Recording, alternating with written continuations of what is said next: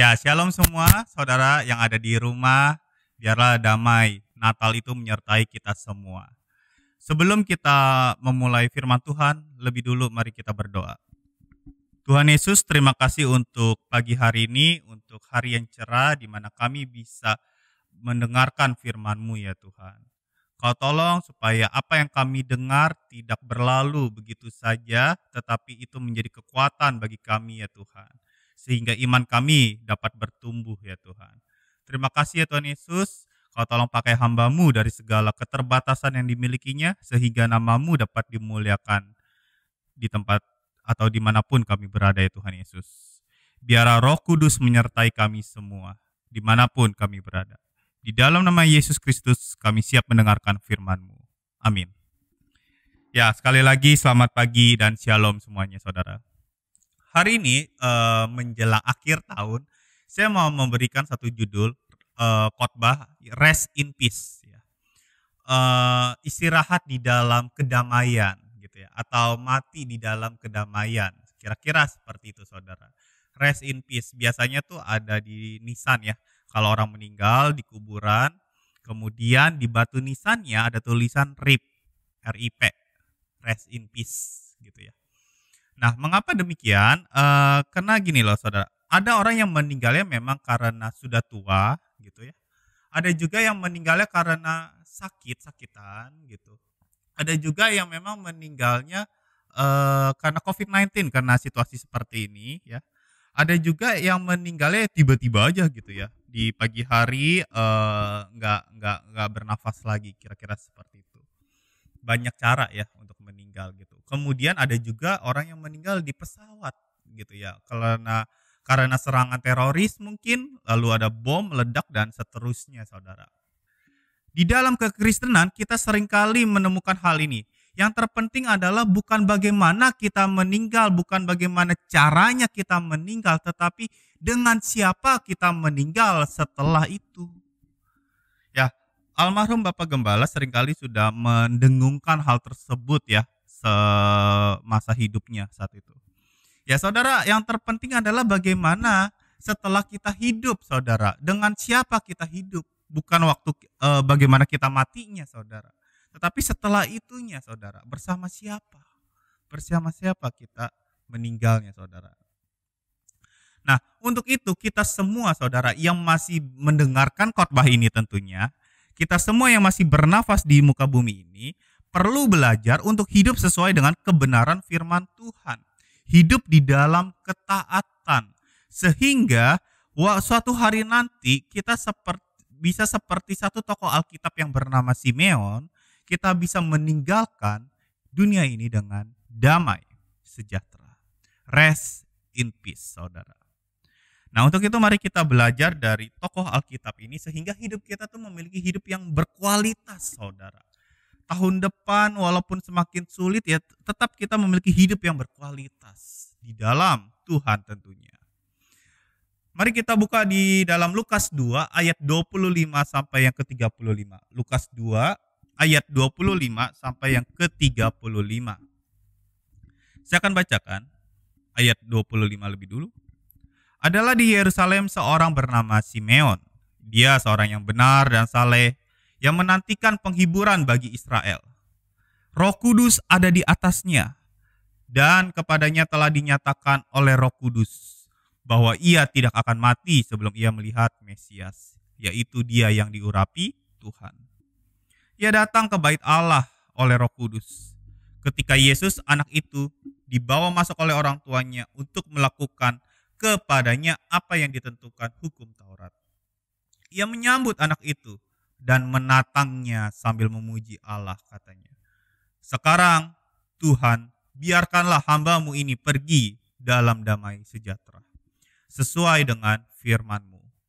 Sebab mataku telah melihat keselamatan yang daripada-Mu, yang telah Engkau sediakan di hadapan segala bangsa, yaitu terang yang menjadi pernyataan bagi bangsa-bangsa lain dan menjadi kemuliaan bagi umat-Mu Israel. Dan bapa serta ibunya amat heran akan segala apa yang dikatakan tentang dia. Lalu Simeon memberkati mereka dan berkata kepada Maria, ibu anak itu, sesungguhnya anak ini ditentukan untuk menjatuhkan dan membangkitkan banyak orang di Israel dan untuk menjadi suatu tanda yang menimbulkan perbantahan.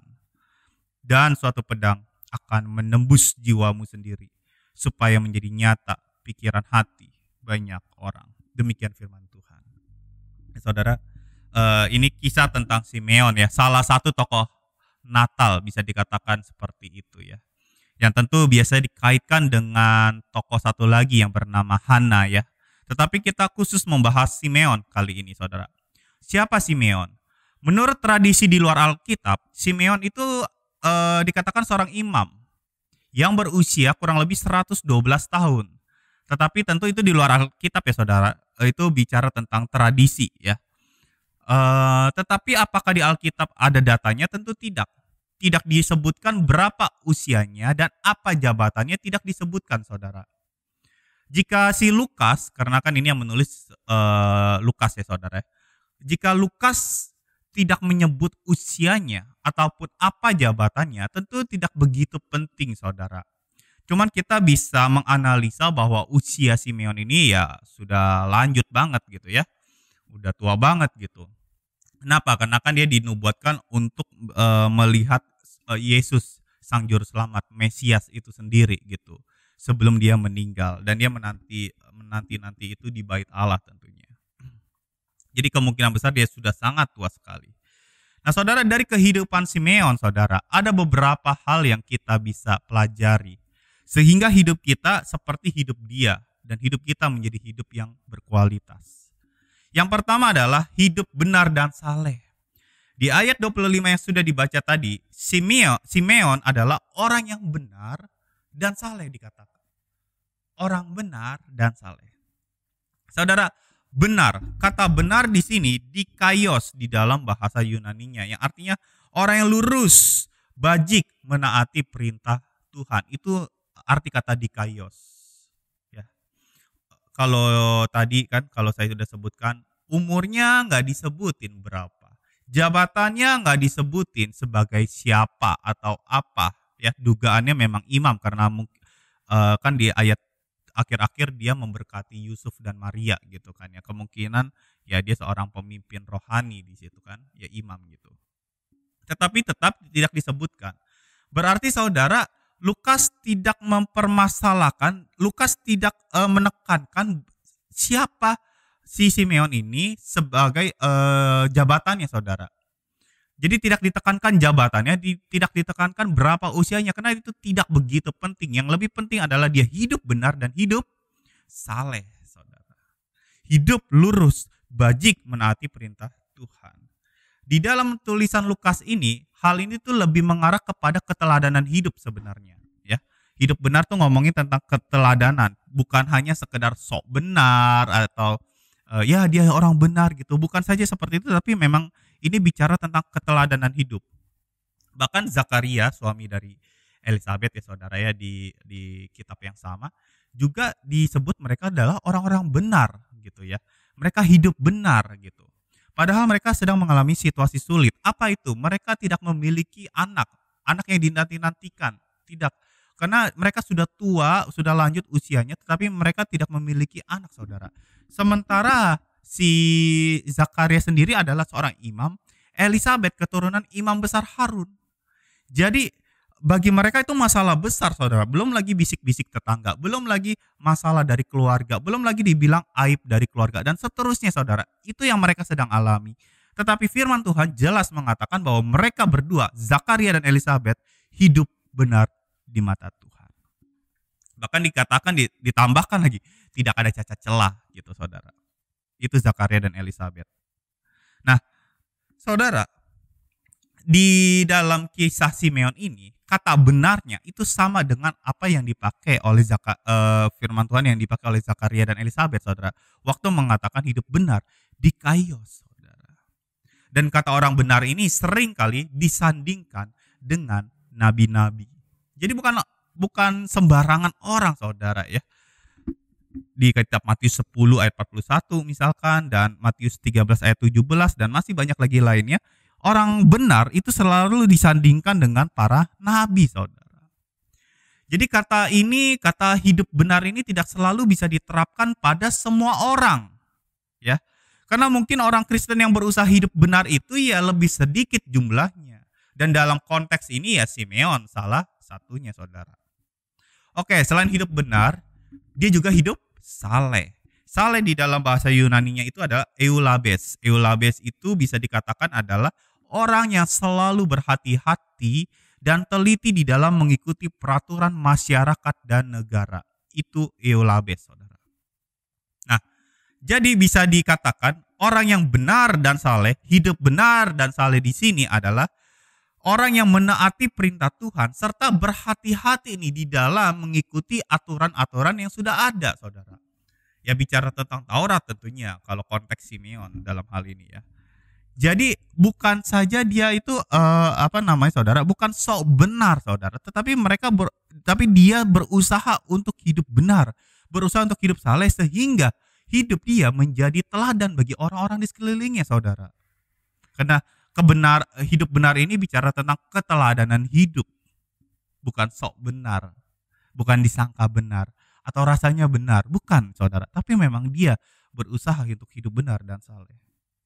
Saudara, tentu tidak mudah ya untuk hidup benar dan saleh ya, apalagi di situasi juga seperti zaman sekarang ini, Saudara ya. Saat saya memutuskan untuk menjadi hamba Tuhan, bukan memutuskan sih, lebih tepatnya saat saya ditabiskan menjadi hamba Tuhan tahun 2010 kalau saya tidak salah ya. Berarti 10 tahun yang lalu itu, Saudara ya. 10 tahun yang lalu saya ditabiskan menjadi hamba Tuhan dan di situ beberapa tahun kemudian saya menjadi seorang guru agama gitu ya. Jadi jelas tuh ya, udah guru agama hamba Tuhan lagi ya, jelas ya, Saudara. Nah, untuk hidup benar dan saleh itu harga yang harus saya bayar, Saudara. Kenapa? Karena menjadi guru, apalagi guru agama, apalagi ada embel-embel agama Kristen, kemudian menjadi hamba Tuhan, sekaligus hamba Tuhan, dia harus menjadi teladan hidup. Bagaimana caranya? Ya hidup benar dan saleh. Itu harga yang harus dibayar oleh saya atau rekan-rekan sepelayanan saya yang lainnya, Saudara. Gak mudah, Saudara, gak gampang untuk hidup benar dan saleh. Mengapa demikian? Karena ya sepanjang hidup saya pernah berbuat hal yang tidak benar, saya pernah berbuat hal yang salah, ya, yang hal-hal yang tidak saleh, Saudara, gitu. Nah, tetapi itu harga yang harus saya bayar. Saya harus berusaha tetap hidup benar, berusaha untuk hidup saleh. Makanya sekarang kalau saya update status atau posting foto beserta dengan caption atau kata-katanya, kalimatnya, itu saya benar-benar harus berpikir 2 kali, Saudara. Mengapa? Jangan sampai kata-kata itu menjadi kata-kata yang sia-sia bagi orang-orang yang membacanya. Karena ya tentu follower ya banyak guru juga, banyak hamba Tuhan juga banyak murid, Saudara. Nanti kalau dibilang ya lo bisa ngajar doang, khotbah doang, munafik lo, hidup lo juga kagak bener gitu kan ya, Saudara. Itu harga yang harus saya bayar, hidup benar. Jadi nggak boleh lagi tuh belajar untuk tidak mengeluarkan kata yang sia-sia lagi tuh, ya. Itu harus saya kerjakan, Saudara. Harus dilakukan. Jadi bisa dikatakan hidup benar dan saleh adalah memang harga yang harus dibayar. Nggak gampang bukan berarti nggak bisa, Saudara. Karena di saat kita berusaha hidup benar dan saleh, akhirnya pun ada yang berkata, lo sok bener lo, sok suci lo, sok bener lo, sok saleh lo, kira-kira kayak gitu. Ya Saudara, tapi kita perlu sadari bahwa satu hal, hidup benar dan saleh itu bukan tuntutan hamba Tuhan saja. Itu bukan tuntutan guru agama saja, Saudara. Itu tuntutan kita semua sebagai orang percaya. Itu tuntutan saudara, itu tuntutan saya juga untuk hidup benar dan saleh. Jadi ini bukan untuk Simeon aja, bukan untuk imam aja, bukan untuk pendetanya aja, tapi untuk kita semua, Saudara. Berusaha untuk hidup benar dan saleh. Sekalipun kita pernah jatuh, kita belajar untuk hidup benar kembali. Kita memperbaiki hidup ini lagi, memperbaiki kesalehan kita lagi, Saudara. Ini enggak gampang. Tapi bukan berarti nggak bisa, Saudara. Benar bukan untuk terlihat benar. Saleh bukan hanya untuk terlihat saleh, saudara. Karena kita hidup benar dan saleh untuk menjadi teladan hidup bagi orang-orang sekeliling kita, anak, cucu, keponakan, atau siapapun itu juga. Dan memang ini adalah buah setelah kita dibenarkan oleh Sang Juru Selamat, atau setelah kita diselamatkan oleh Sang Juru Selamat itu, Yesus Kristus itu sendiri. Hidup di dalam ketaatan, hidup benar, hidup di dalam kesalehan, sesuai dengan kebenaran firman Tuhan. Amin, saudara. Mari kita belajar sehingga hidup kita lebih berkualitas lagi dari hari-hari yang akan datang. Yang kedua, apa yang dilakukan Simeon? Simeon selain hidupnya benar dan saleh, dia juga hidupnya berpengharapan. Terbukti dari ayat 25 dan 26 yang kita sudah baca bahwa dia sedang menantikan penghiburan bagi Israel. Bahkan dikatakan Roh Kudus sudah menyatakan bahwa dia tidak akan mati sebelum melihat Mesias. Saudara, kita perlu sadari, Israel saat itu sedang memang menantikan seseorang yang menjadi juru selamat, yang menyelamatkan mereka, savior gitu. Israel menantikan. Kenapa? Karena dia di bawah tekanan, penindasan, penjajahan oleh Romawi, saudara. Bahkan sebelumnya juga dijajah oleh Yunani, sebelumnya oleh Persia, sebelumnya oleh Babel. Hidup mereka ditekan begitu rupa. Ya memang sih pernah merdeka sejenak doang itu oleh pimpinan Yudas dari Makabe pada saat itu. Tetapi tetap saja orang-orang ini sudah bertahun-tahun di bawah tekanan, penindasan, penjajahan. Orang-orang yang di bawah tekanan gitu ya butuh penghiburan, butuh sukacita, butuh kelepasan, butuh pembebasan, saudara. Makanya di ayat 25 dan 26 ini kan dikatakan ia menantikan penghiburan bagi Israel. Nah, kata ini yang dimaksud dengan kata penghiburan bagi Israel adalah kelepasan Yerusalem. Ya, saudara. Kenapa? Karena memang mereka butuh penghiburan, mereka butuh kelepasan, mereka butuh kemerdekaan. Mereka ditekan begitu rupa, mereka butuh sukacita yang sejati. Lagi pula tidak heran juga di kitab para nabi, khususnya Yesaya, banyak ditulis tentang hiburkanlah umatku. Atau Tuhan menghibur umatnya. Banyak kata-kata seperti itu. Dan semua itu akhirnya apa? Digenapi di saat Mesias lahir di dunia. Kedatangan Kristus Sang Mesias ke dalam dunia merupakan penghiburan ilahi. Jadi gak heran kisah Natal ya di kitab Lukas pasal 1-2 itu dipadati dengan kisah-kisah tentang pujian, sukacita, dan masih banyak lagi lainnya, saudara ya. Dan kalau kita mau merenungkan hal ini, ya, mengingat usianya Simeon yang udah lanjut, pengetahuannya tentang kedatangan Mesias, maka dia harusnya juga tahu tentang penderitaan yang dialami orang-orang Israel atau diri dia sendiri, karena dia kan orang Israel ya, saudara. Tekanan-tekanan orang-orang Israel saat itu yang bertahun-tahun mengalami penindasan ataupun penjajahan, saudara. Tetapi apa? Dia di tengah situasi seperti itu, apa yang dia lihat adalah penjajahan, apa yang dia lihat adalah penindasan, tetap dia menantikan seorang juru selamat, saudara. Sang penghibur itu sendiri, saudara.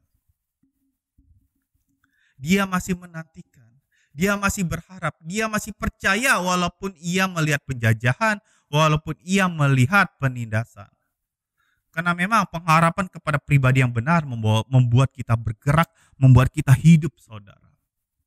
Sama halnya seperti saya jadi teringat dengan seorang wanita yang sakit pendarahan bertahun-tahun, ya, kalau tidak salah 12 tahun, dia sakit pendarahan. Lalu kemudian di tengah banyak orang itu ada Yesus dan dia berusaha meraih jubah Yesus. Kemudian dia sembuh dikatakan di dalam Alkitab. Pengharapannya untuk mengalami kesembuhan membuat dia bergerak, saudara. Kalau ada pengharapan di dalam diri kita, itu membuat kita bergerak, membuat kita hidup. Mengapa? Karena di dalam pengharapan ada iman. Iman itu bisa melihat sesuatu yang tidak terlihat, saudara. Mungkin yang dilihat Simeon saat itu adalah penindasan, penjajahan, tekanan dari banyak otoriter, saudara. Otoritas maksudnya. Pemimpin-pemimpin yang kejam pada saat itu. tetapi dia mampu melihat sesuatu yang tidak bisa dilihat oleh orang lain. Pengharapan membuat dia melihat hal tersebut. Iman membuat dia melihat hal tersebut, saudara. Dan seharusnya sebagai anak Tuhan, kita bisa berharap kepada pribadi yang benar. Dan kalau kita memang berharap kepada pribadi yang benar, yaitu adalah Tuhan Yesus Kristus, maka apapun yang saudara lihat sekarang ini, kesulitan hidup, tekanan hidup, ekonomi yang melemah, dan masih banyak lagi lainnya, iman kita tetap bisa melihat sesuatu yang tidak terlihat di depan sana, saudara. Sukacita, damai bersama dengan Bapa di sorga, dengan Tuhan, saudara. Itu juga udah lebih dari cukup, saudara.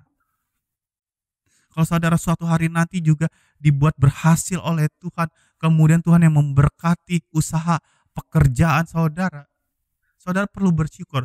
Tetapi jika tidak sekalipun, coba saudara tetap bersyukur. Mengapa? Karena pada akhirnya saudara meninggal di dalam kedamaian, di dalam Tuhan. Itu lebih dari cukup. Tetapi saya percaya Tuhan tidak mungkin meninggalkan anak-anaknya. Tuhan tidak mungkin sebagai Bapa tidak mungkin meninggalkan anak-anaknya yang kelaparan.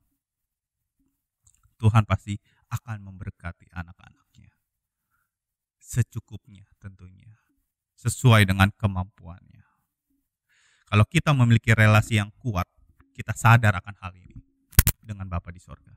Kalau kita memiliki relasi yang kuat dengan Tuhan, kita pasti memiliki pengharapan. Karena di dalam pengharapan sekali lagi ada iman. Iman yang membuat kita melihat sesuatu yang tidak terlihat di depan sana. Sekarang orang hanya bisa melihat kesulitan hidup, tekanan hidup, dan masih banyak hal lainnya. Tapi kalau orang percaya yang berpengharapan, kita bisa melihat sesuatu yang indah di depan sana. Amin, saudara. Saudara bisa katakan amin di rumah saudara masing-masing. Katakan dengan penuh keyakinan. Bukan karena disuruh pendetanya atau hamba Tuhannya, tetapi kalau saudara benar-benar yakin karena saudara punya Tuhan yang hidup, Bapa yang hidup. Yang ketiga, Simeon juga hidupnya dipimpin oleh Roh Kudus, saudara. Dia udah hidup benar dan saleh, dia hidup berpengharapan, dia menantikan Sang Penghibur. Dia juga hidupnya dipimpin oleh Roh Kudus, saudara. Buktinya apa? Di ayat 25, 26, 27, 25 dikatakan apa? Roh Kudus ada di atasnya. 26, kepadanya telah dinyatakan oleh Roh Kudus, dia nggak akan mati sebelum melihat Mesias. 27, dia datang aja tuh ke bait Allah oleh karena Roh Kudus, dituntun sama Roh Kudus. Jadi Roh Kudus yang kasih tahu gitu, saudara. Jadi berkali-kali kalau kita membaca bahwa Simeon itu jelas hidupnya itu dipimpin oleh Roh Kudus. Bahkan saat ia datang ke bait Allah saja itu karena Roh Kudus, saudara. Nggak heran hidup Simeon itu berpengharapan. Kenapa? Karena dia memang hidupnya dipimpin oleh Roh Kudus, saudara. Dan hidup kita sebagai orang percaya seharusnya seperti Simeon, di mana kita mau dipimpin oleh Roh Kudus. Orang yang hidupnya dipimpin oleh Roh Kudus itu mengikuti apa maunya Tuhan, bukan maunya diri kita sendiri. Apa maunya Tuhan? Tanya Tuhan. Dan kita paling mengerti kalau kita sudah membaca firman Tuhan, saudara. Apa yang Tuhan mau ada di dalam firman Tuhan. Mengikuti apa maunya Tuhan. Amin, saudara. Dan yang terakhir, saudara. Yang keempat, maaf ya, saudara ya. Tadi kan 3. Selain hidup benar dan saleh, hidup berpengharapan, kemudian dia ada Simeon hidup yang dipimpin oleh Roh Kudus, saudara. Yang keempat, hidup yang menerima Tuhan Yesus. Di ayat 28, pada akhirnya setelah dia hidup benar, hidup saleh, dia menanti-nantikan, dia berharap banget gitu ya, saudara, ada Sang Penghibur ini, dan dia berusaha hidupnya dipimpin oleh Roh Kudus, maka pada akhirnya dia bisa menerima Yesus sebagai Tuhan dan Juru Selamat. Di ayat 28 dikatakan, ia menyambut anak itu dan menatangnya sambil memuji Allah. Menatang itu, saudara, itu membawa atau mengangkat di atas telapak tangan. Jadi ini kedua tangannya kayak gini. Ya, makanya kalau saudara lihat di internet gitu ya, saudara boleh googling, itu kalau ada gambaran Simeon itu kayak lagi menatang Yesus by Yesus gitu, saudara ya.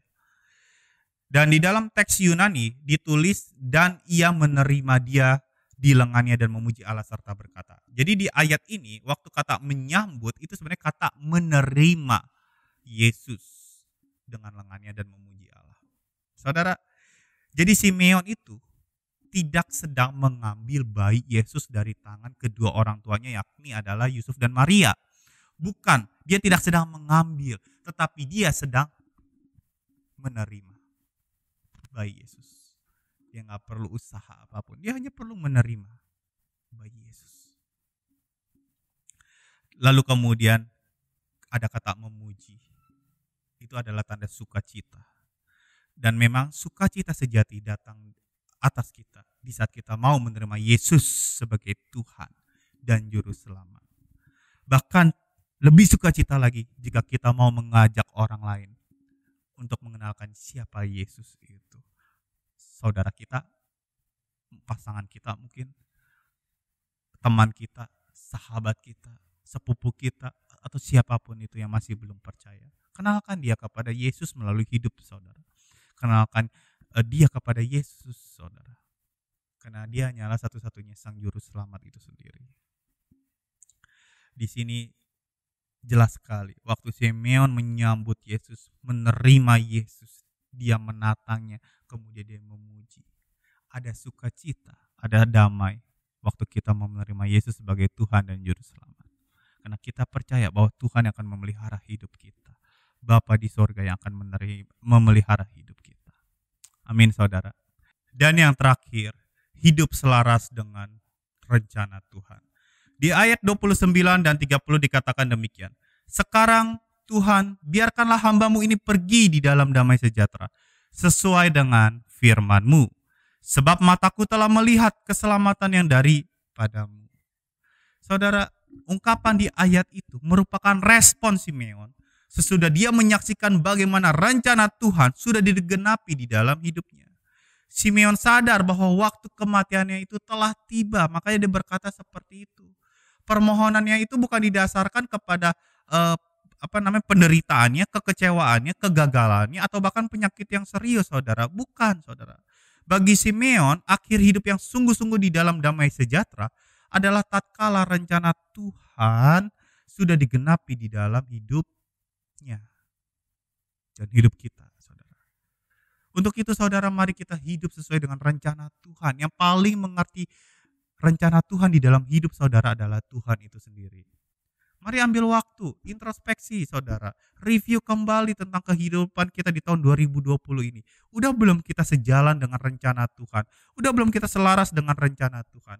Karena apapun itu, saudara, ujung-ujungnya hidup kita pasti harus berbuah, menjadi berkat, bermanfaat bagi banyak orang. Siapapun saudara. Ada orang yang bisa bermanfaat bagi orang lain atau menolong orang lain hanya dengan lewat kata-kata. Ada yang dengan lewat uangnya. Ada yang lewat dengan materi atau apa hal yang dimilikinya. Ada yang lewat kemampuannya, saudara. Dan masih banyak lagi lainnya. Apapun itu, saudara, rencana Tuhan di dalam hidup saudara pasti ujung-ujungnya menolong orang lain atau berbuah bagi orang lain, bermanfaat bagi orang lain. Karena sejak semula kita diciptakan untuk menjadi seorang penolong bagi orang-orang di sekeliling kita. Amin, saudara. Tanya Tuhan, renungkanlah hal ini, saudara, sehingga hidup kita sejalan, selaras dengan rencana Tuhan. Untuk itu, sebelum kita berhenti bernafas menjelang akhir tahun ini, saya mau mengajak saudara semua untuk memiliki hidup yang lebih berkualitas di dalam Tuhan di tahun-tahun yang akan datang, di hari-hari yang akan datang nanti, ya saudara. Sehingga hidup kita memiliki hidup benar dan saleh. Walaupun mungkin ya sulit, saudara. Seringkali kita jatuh bangun. Tetapi kita mau belajar untuk tetap hidup sesuai dalam kebenaran firman Tuhan. Kalau memang ada kesalahan ataupun dosa, akuilah di hadapan Tuhan, saudara. 1 Yohanes 1 ayat 9 masih berlaku, saudara. Silakan baca 1 Yohanes 1 ayat 9. Karena dia adalah Allah yang setia dan adil. Apapun dosa kita, kalau kita minta ampun, saudara, Tuhan akan mengampuni kita. Belajarlah hidup benar. Belajarlah untuk hidup saleh. Lewat kata-kata kita, lewat perbuatan kita, saudara. Semuanya. Kedua, hiduplah hidup yang berpengharapan, saudara, seperti Simeon, saudara. Walau mungkin terlihat mustahil, yang kita lihat hanya kesulitan hidup, tekanan hidup, dan masih banyak lagi lainnya, tetapi belajarlah seperti Simeon. Walaupun dia yang melihat penindasan, penjajahan, tekanan dari pemerintah, Tetap dia punya pengharapan, dia menantikan Sang Juru Selamat. Saudara, mari kita tetap berpengharapan, hidup berpengharapan. Karena hidup berpengharapan kepada pribadi yang benar, yaitu adalah Yesus Kristus, membuat kita bergerak ke arah yang benar. Sebagaimana wanita yang mau pendarahan belasan tahun itu akhirnya mengalami kesembuhan. Karena dia bergerak, dia berpengharapan, saudara. Di dalam pengharapan ada iman. Iman mampu melihat sesuatu yang kita tidak bisa lihat, saudara, oleh kasat mata kita. Yang ketiga, hidup yang dipimpin oleh Roh Kudus, mengikuti apa maunya Tuhan, bukan lagi mengikuti egonya kita, saudara. Dan yang keempat, hidup yang mau menerima Yesus sebagai Tuhan dan Juru Selamat, karena disitulah ada damai sejati, ada damai sejahtera. Dan kita bisa pulang ke rumah Bapa dengan damai juga jika kita sudah menerima Yesus sebagai Tuhan dan Juru Selamat. Dan jika sudah, mari kita ajak orang-orang sekeliling kita yang belum menerima Yesus sebagai Tuhan dan Juru Selamat. Dan yang terakhir, marilah kita hidup selaras sesuai dengan rencana Tuhan. Dan pada akhirnya nanti, di suatu hari nanti, kita bisa rest in peace, pulang ke rumah Bapa dengan damai sejahtera. Amin, saudara. Mari kita berdoa. Bapa di dalam surga, terima kasih untuk firman-Mu. Biarlah firman ini menjadi kekuatan bagi kami semua menjelang akhir tahun ini ya Tuhan. Kau tolong, banyak tekanan sekali, banyak kesulitan hidup yang kami harus hadapi di tahun ini, terlebih lagi di tahun depan ya Tuhan. Kau tolong, kami mungkin lemah, kami mungkin goyah, mungkin kami takut, kami cemas ya Tuhan dengan keadaan-keadaan yang akan datang nanti. Tetapi kami percaya kalau kami hidupnya berpengharapan, berusaha hidup seperti bagaimana Simeon hidup ya Tuhan. Kami percaya bahwa hal yang indah akan kami dapatkan di suatu hari nanti ya Tuhan. Entah di bumi, entah di surga. Tetapi kami percaya itu adalah kedamaian sejati, sehingga kami bisa pulang ke rumah Bapa dengan damai. Terima kasih ya Tuhan Yesus. Biarlah ini menjadi kekuatan bagi kami semua ya Tuhan. Terima kasih ya Bapa. Biarlah firman ini bisa berakar, bertumbuh, berbuah di dalam hati kami semua. Terima kasih Tuhan Yesus. Hamba-Mu berhenti berbicara, tetapi biarlah Roh Kudus terus-menerus menegur, mendidik kami di dalam jalan kebenaran firman-Mu. Di dalam nama Yesus Kristus kami sudah berdoa dan kami sungguh mengucap syukur. Yang percaya katakan amin. Amin. Tuhan Yesus memberkati.